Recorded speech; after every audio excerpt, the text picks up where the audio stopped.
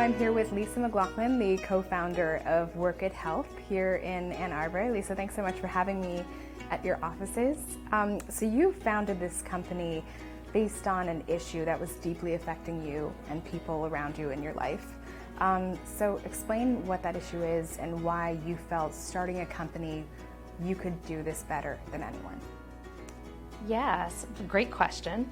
So addiction services in this country have been really operating from a 1920s kind of horse and buggy model for a long time. And that issue is really personal to me because I'm someone who got sober when I was a young adult, because I was lucky enough to be near a great research university where there were great services, but have seen a lot of people that tried to access services get lost along the way. And particularly people that tried multiple times to get sober and just weren't able to cut it using the services as they're designed today. And do you have a personal friend? I mean, one of your best friends passed away because of addiction.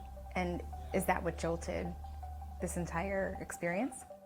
Definitely. So my friend from Michigan, Aja, passed away, and she was someone who I had gotten sober with, who I'd lived with for a number of years, who I really saw as way ahead of me on the path to recovery and looked up to, and who I never really expected to be one of the people that mismatched with services and fell through the cracks.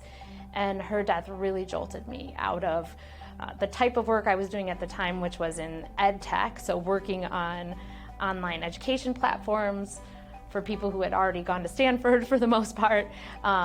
Just didn't seem like the right thing to be doing if I was going to work in this space. And the problem of addiction and the opportunity to digitize services was just too big to not try to take a pass at it.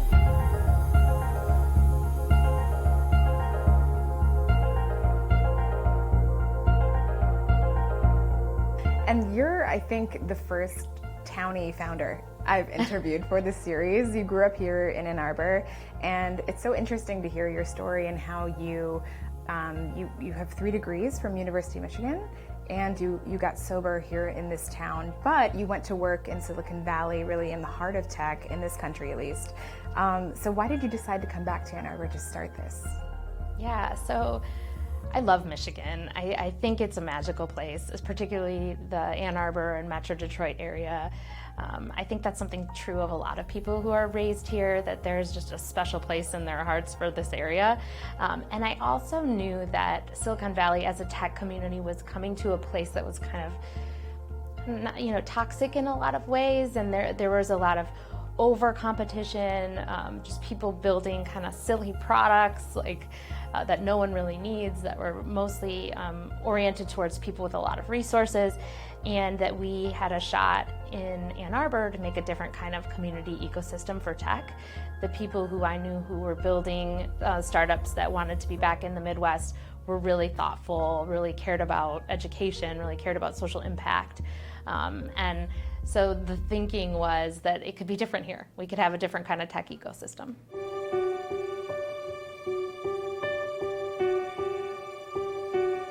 So how does Workit Health actually work? Yeah, so we're basically a rehab in your pocket.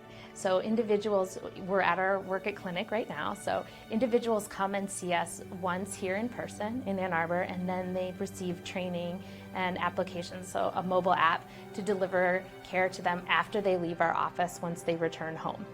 And so what we like to say is that all the services that are delivered now face-to-face in rehab environments, probably 85% of them can be delivered through mobile technology.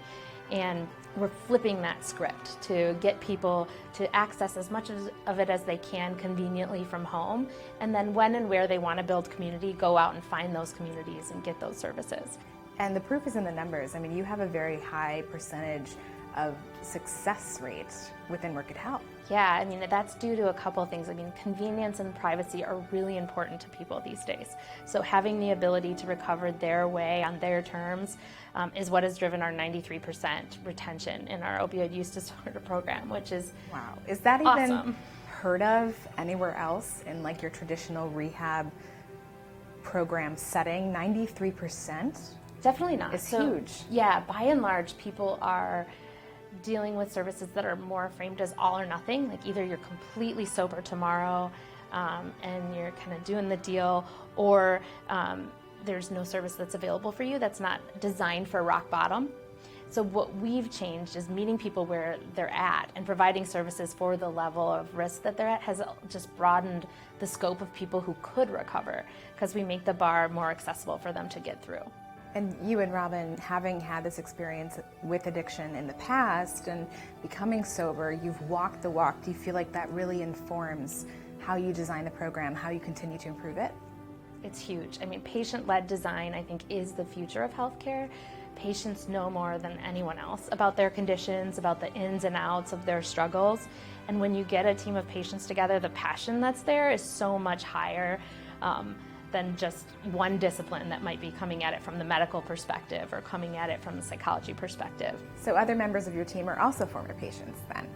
Not just... Oh yeah, we have a strong bias towards having a history of addiction in our interviewing process. How does that question come up? Yeah, I mean, so typically you would have like criminal records questions or things like that. Someone talks about getting a minor in possession charge and is nervous to share or whatever. It's a big bonus at Workit. If you're talking to us, we're like, great, what was that experience like? How did it change your life? And who are you today? And we use that to really inform that we're subject matter experts in our own condition, and we should be at the table for anything that's being built to help us with those conditions. And you also mentioned to me just before this interview, we were chatting a bit, you think that you have about 85 to 90% women employees, which is amazing. I mean, that's not really heard of, especially in the tech space. So is this something that is intentional? Certainly. I mean, it's economic. So, right, there are a lot of underemployed women. There are women that are incredibly talented, that are out there in the workforce and available for jobs that are being paid less than they deserve. And we just see it as an incredibly strategic thing to look for those women, to try to find them, to help recruit them to our organization. And they've been great contributors to our cause. Well, I love it. Lisa, thank you so much for having me in and telling me all about Workit Health, and I wish you the best of luck with this. Thank you so much.